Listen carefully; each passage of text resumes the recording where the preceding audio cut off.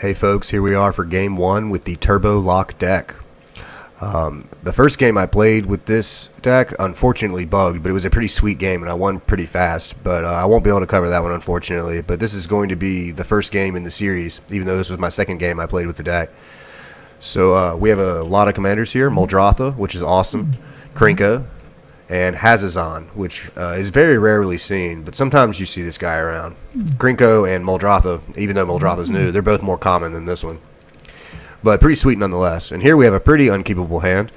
Not only am I struggling to cast the spells in my hand, but there's just not very many combo pieces. We have a Sylvan Tutor here, which can find Academy Rector, but I have no way to kill it.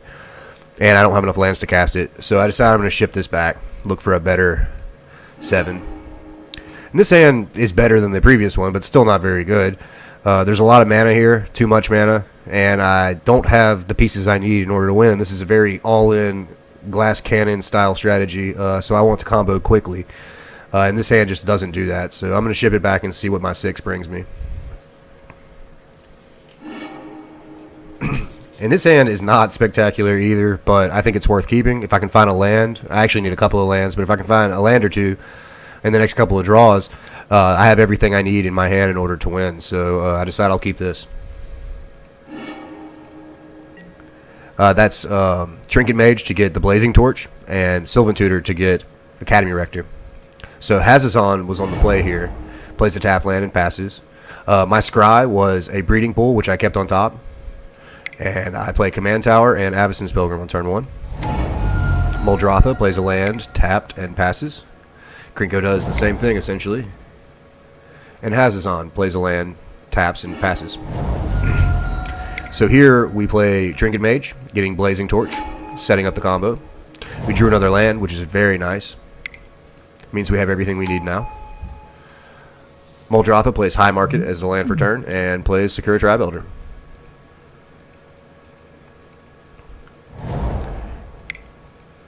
Krinko plays a Thornbite Staff, which is pretty interesting choice. Perhaps he does this with Krinko somehow to untap it and get some extra value off it. I'm not quite sure how that works, though. Hazazon plays a Burnished Heart. Deathrite Shaman was also a pretty good pickup here. So I play the Blazing Torch, and I equip it to Trinket Mage. And I play Breeding Pool, and I play Deathrite Shaman. And Sylvan Tutor. So, I can get an Omniscience, but I still need to do something here with this Enlightened Tutor in order to win afterwards. So, this may appear to be, like, you want to get Omniscience and play as quickly as possible, but you also want to have gas so that you can win. And I don't exactly have that. It's going to cost me a few draw steps in order to get there. Muldrotha plays a Darksteel Plate and passes the turn. Krinko plays a Goblin King, which the Mountain Walk is not going to be very good versus me, because that's the only color that I do not have. Hazazon cracks his Burnished Heart on his main phase. Plays a land, taps out, and passes.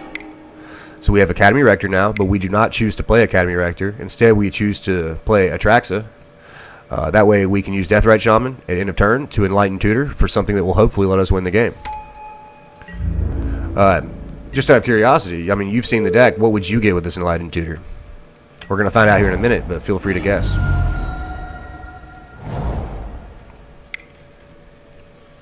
I thought it was a pretty interesting line. So Muldrotha suits up his Sakura Tribe Elder with a Darksteel Plate. It's indestructible now, and then he cycles a Desert.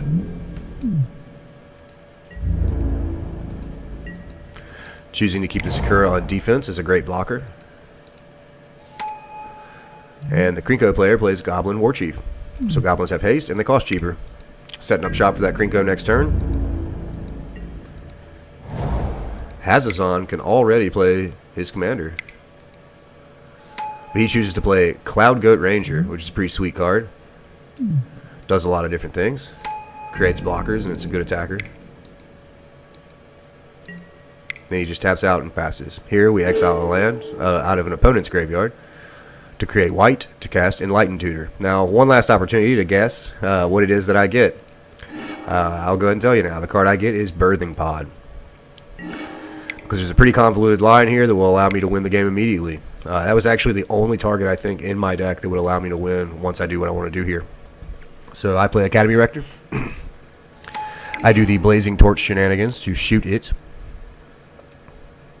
This is also why I played Atraxa last turn, is the reason why I got Birthing Pod here. I had a little bit of time during their turns to think about what I wanted to do here, and this was the best line that I could come up with. So we now have an Omniscience in play because Academy Rector is dead. We play Birthing Pod, and we have exactly enough mana to use it. So we exile a land, sacrifice Atraxa. And now we got Sidizzi. Sidizzi allows us to tutor, and now if you watch the deck, you know that we can win from here. So we get Runescarred Demon. Play Runescarred Demon to get Razaketh. We skip the Phantasmal Image step because we have extra creatures here. Get Grand Abolisher immediately, and now I have 3 creatures to sacrifice to get the rest of the combo.